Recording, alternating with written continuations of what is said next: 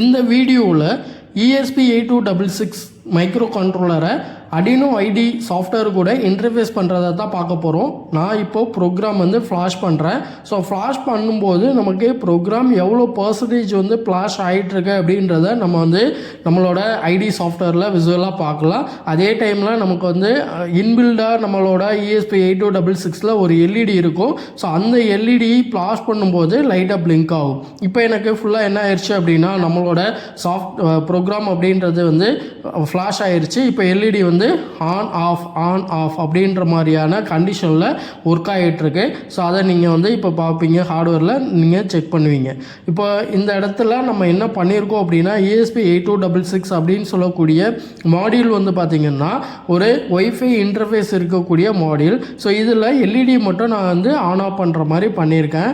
So இந்த மாடியூலில் இப்போ நம்ம என்ன பண்ண போகிறோம் அப்படின்னா அதோட ஆன் டிலே ஆஃப் டிலே, அதாவது நம்மளுக்கு ஆன் ஆஃப் பண்ணக்கூடிய டைமை வந்து சேஞ்ச் பண்ணி அதை எப்படி நமக்கு வந்து ஃபங்க்ஷன் ஆகுதுன்றதை உங்களுக்கு என்ன பண்ணுறேன் அப்படின்னா காமிக்கிறேன்.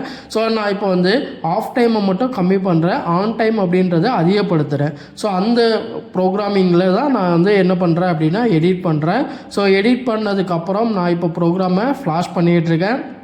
ஸோ எனக்கு ஃப்ளாஷ் ஆகும்போது எவ்வளோ பர்சன்டேஜ் வந்து ப்ரோக்ராம் வந்து ஃப்ளாஷ் ஆகிட்டுருக்கு அப்படின்றது எல்லாமே நமக்கு என்ன ஆகும் அப்படின்னா IDE சாஃப்ட்வேரில் விசுவலாக காமிக்கும்.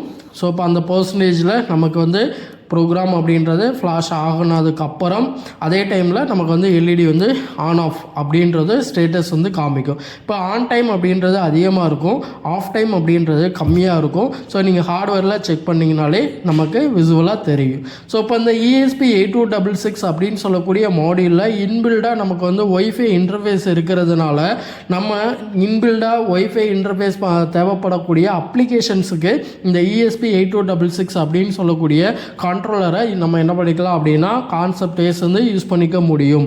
இந்த வீடியோ உங்களுக்கு யூஸ்ஃபுல்லாக இருந்தது அப்படின்னா ஒரு லைக் பண்ணிக்கோங்க. தேங்க்ஸ் டு வாட்சிங்.